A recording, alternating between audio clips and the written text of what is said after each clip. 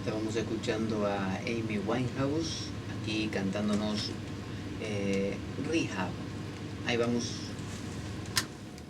vamos a apagar estos extractores porque hace calor en el estudio, pero si no los bajamos no se oye bien.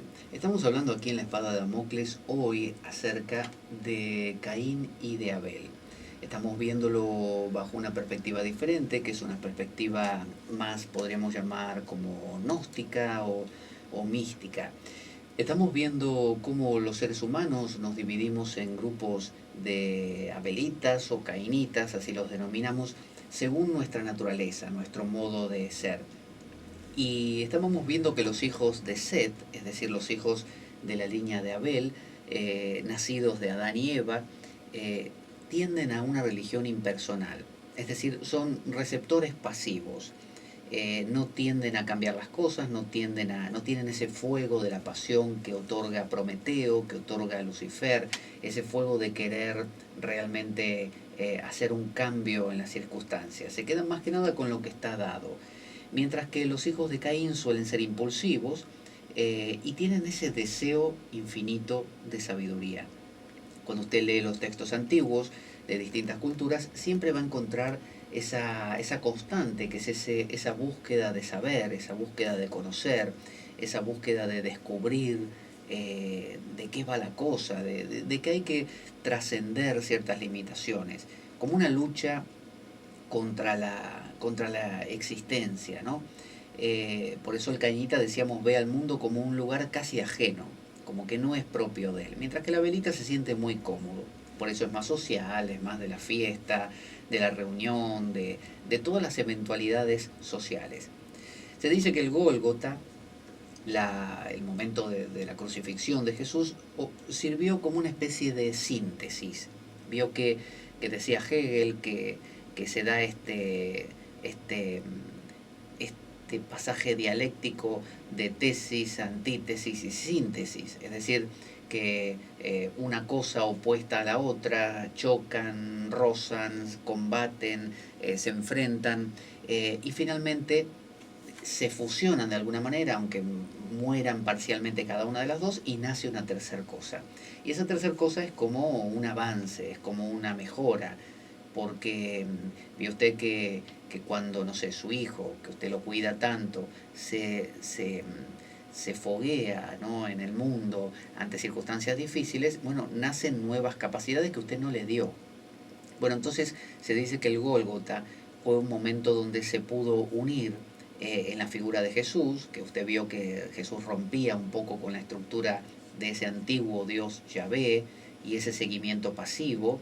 Él decía que él venía a cambiar las cosas, a poner padre contra hijo, hijo contra padre, hermano contra hermano. Es decir, él decía el reino de los cielos se arrebata con violencia, una serie de cosas que tenía que ver con ser un rompedor de estructuras. Entonces, unificar un poco lo abelita, es decir, el seguimiento, el cumplir las antiguas escrituras, pero con un sesgo nuevo, el sesgo cainita. Entonces, los cainitas son iniciados, son personas que ellos mismos van en busca de la luz, ¿no? Porque tienen ese espíritu luciferino, ¿no?, de querer encontrar la luz. Y los abelitas, por el contrario, son profetas, es decir, son personas que profetizan, que dicen lo que Dios dice, lo repiten. Entonces son gente que reciben inspiración divina. Es como si tuvieran un cable conectado a Dios todo el tiempo y Dios les estuviera bajando información. Entonces ellos no se preocupan y simplemente van transmitiendo lo que escuchan. Esa es la idea de los abelitas. Mientras que los cainitas no, tienen que ellos mismos ir encontrando sus respuestas. Entonces Hiram, el que ayudó a construir el templo de Salomón, era un cainita, muy hábil en lo suyo. Mientras que Salomón, por muy buen tipo que fuera, era un abelita. Entonces tenemos que Lucifer, que era también llamado Iblis, el de la caída del Edén, se acuerda que contribuyó a esa caída, les ayudó a Adán y Eva a generar la diferenciación, a sentirse diferentes. Vieron eh, que en el paraíso, cuando pasó esto, se sintieron desnudos, por ejemplo. Empezaron a saber, empezaron a decir, desnudo es lo contrario de vestido. no estoy vestido, por lo tanto estoy desnudo. Antes no, todo daba igual. También ocurrió que, que Dios, así como echó del Edén a Adán y Eva, por esta diferenciación que no le gustaba a Yahvé, Yahvé no quería que tuvieran conciencia, querían que fueran seres más receptivos y pasivos. Entonces envió justamente fuera del Edén a Adán y Eva, de la misma manera con el arca de Noé, que hubo un cambio de era, que también en la mitología griega, eh, cuando Zeus se enteró de que Prometeo le había dado el fuego a la gente, ¿qué hizo? Bueno, envió un diluvio muy grande, del cual solo se salvó Deucalión, que era hijo de Prometeo, y Pirra, su esposa.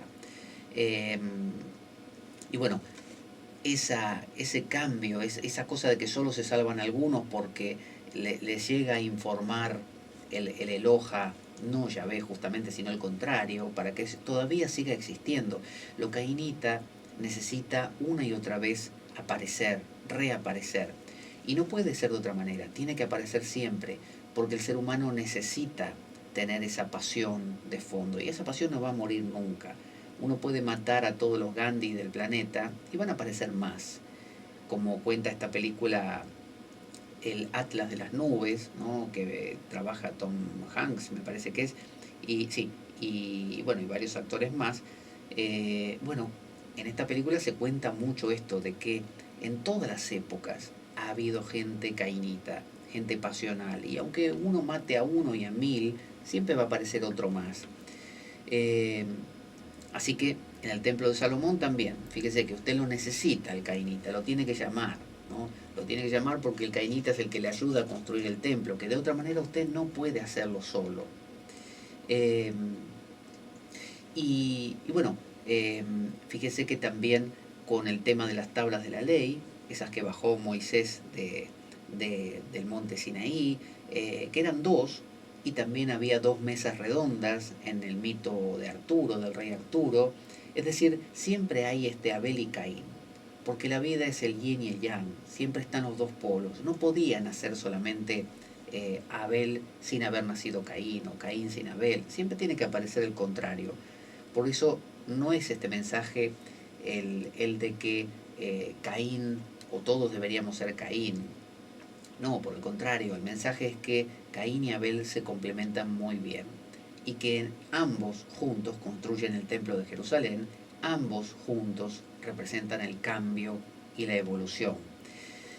Fíjese que los antiguos templarios, por ejemplo, una de las cosas que ellos seguían o perseguían era la Sofía cósmica, como una suerte de mujer, ¿no? Heracles o Hércules era el que había sido tocado por Hera o amparado por Hera o protegido por Hera de alguna manera, porque Hera lo odiaba, básicamente. Lo odiaba porque Hércules le hacía acordar que su marido le había metido los cuernos. Pero lo tocó con la locura a Hércules y lo volvió loco, que ya hablaremos en algún programa de eso. Lo volvió loco. Volverlo loco significa que el tipo empezó a matar a su propia familia, fíjese. Entonces, matar a la familia, romper las estructuras institucionales, volverse un paria y tener que cumplir 12 trabajos. Se convirtió en un tipo que, gracias al toque de lo femenino, y recuerde que lo femenino que es lo inconsciente, pudo cambiar. Fíjese que Adán comió de la fruta porque tuvo el toque de Lilith. ¿Y quién es Lilith? Bueno, ya hemos hablado en otro programa, Lilith es esa parte inconsciente que tenemos y a la que le tememos. Porque, ¿qué es Eva? Bueno, Eva es una parte también inconsciente femenina, pero no tan inconsciente. Es como cuando usted dice, sí, yo tengo unos miedos ahí. Pero bueno, son unos miedos conocidos.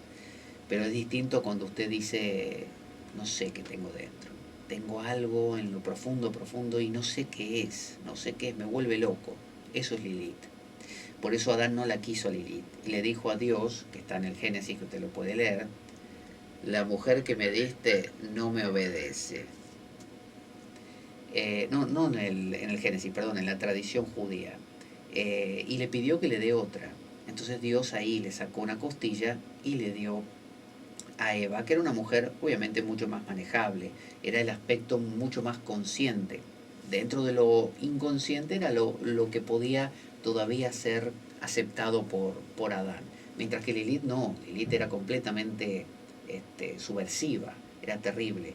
Pero lo tocó a Adán y lo hizo poder comer la fruta, animarse a comer la fruta, que es un acto completamente cainita, o luciferino, o prometeico.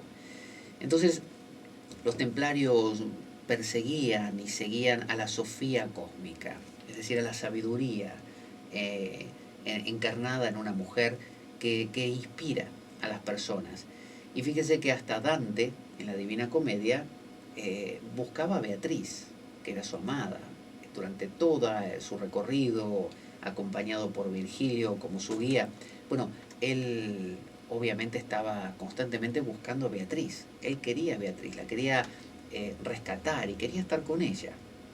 Entonces, los hijos de Caín son aquellos que se animan a conocer a la Sofía, son los filósofos, ¿no? Como dirían los alquimistas.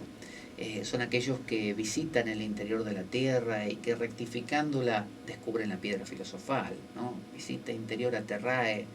A ver, Filemón, decilo vos, mejor que te sale mejor.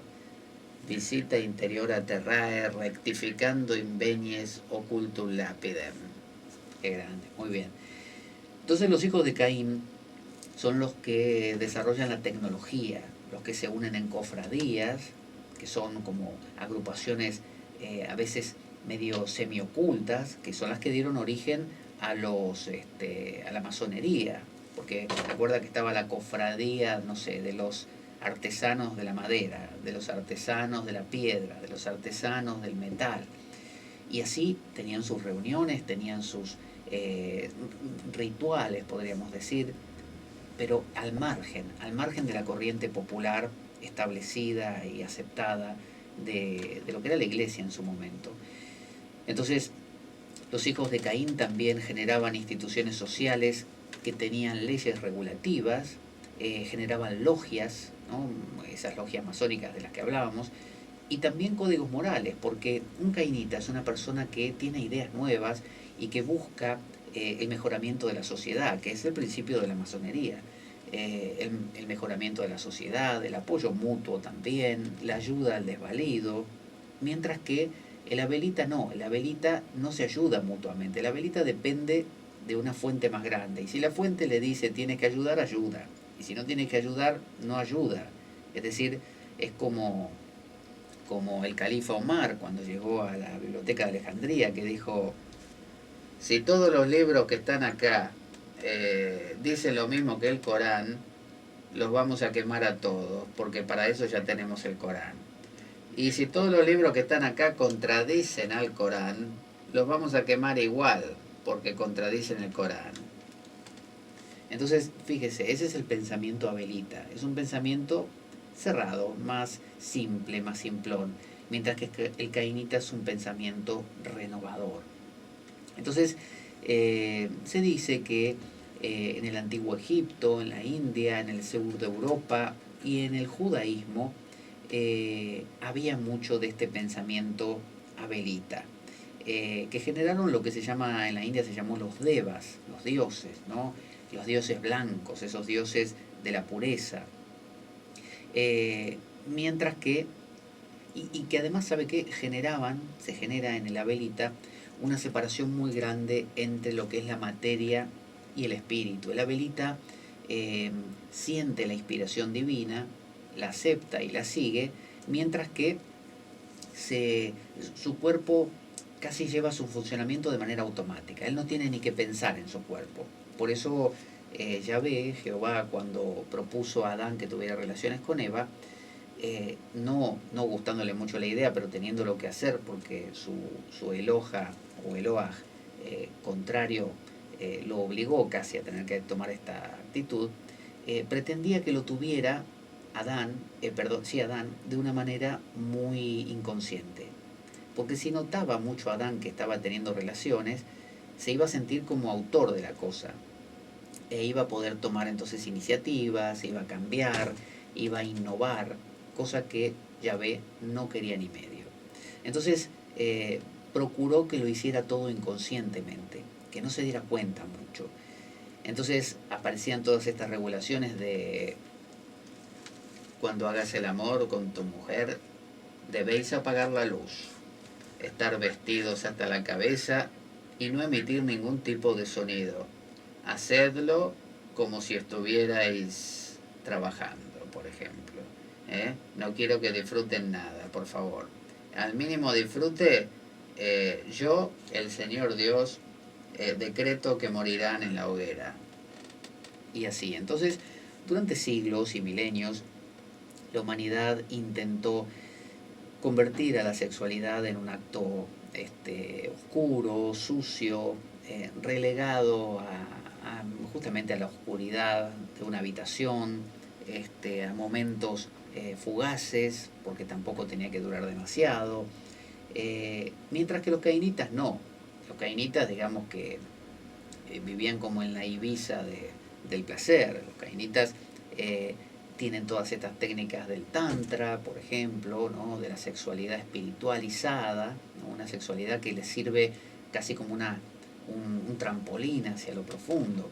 Entonces, al contrario de las zonas donde prosperó el abelismo, como por ejemplo Antiguo Egipto, la India, el sur de Europa y el judaísmo, donde se luchaba contra el cuerpo era algo negativo, pero algo que funcionaba de por sí, es decir, les iba bien con lo que era reproducirse, con lo que era dar fruto al mundo, es decir, generar dinero y todas esas cosas, y conquistas quizá también, pero obviamente había una separación esa separación propia de los centauros, entre el cuerpo y el espíritu.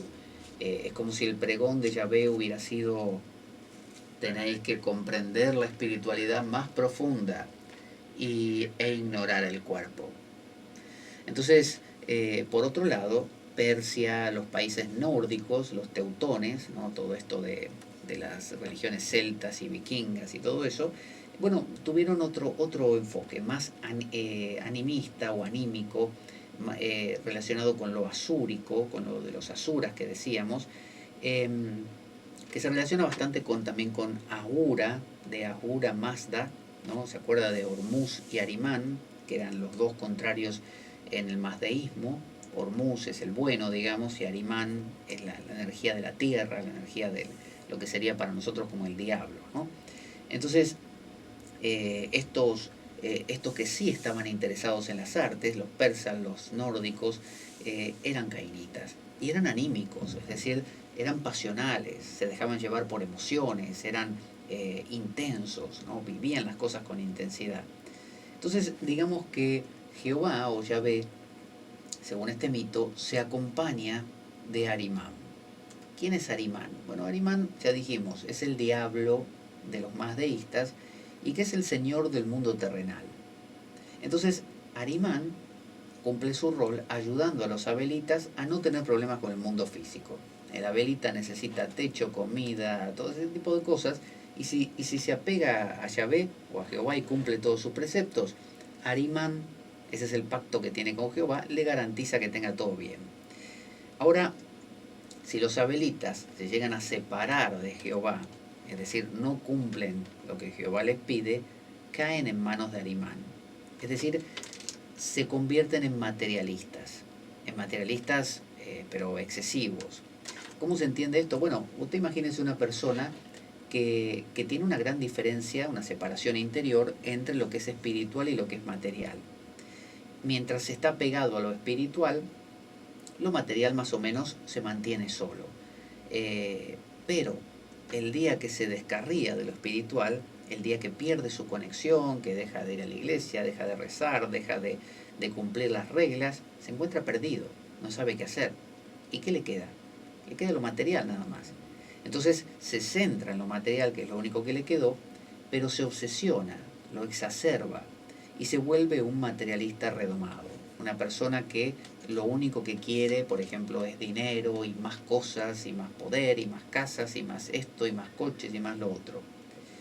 Entonces, el peligro de la velita como es dependiente, como no tiene luz propia, es que si se le acaba la luz, porque por alguna razón se separó de Jehová, dejó de practicar, dejó de seguirlo, lo traicionó en algo sin darse cuenta o por un desliz, bueno, ¿con qué se queda? Y cae en manos de Arimán, cae en manos de ese mundo que hasta ese momento le fue propicio.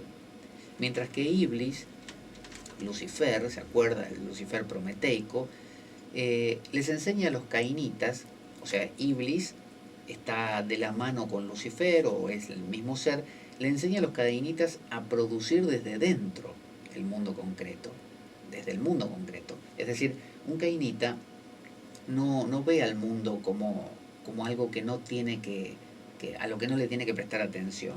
No lo ve como, vio esa canción que decía de la iglesia, juntos como hermanos, miembros de una iglesia, vamos caminando al encuentro del Señor.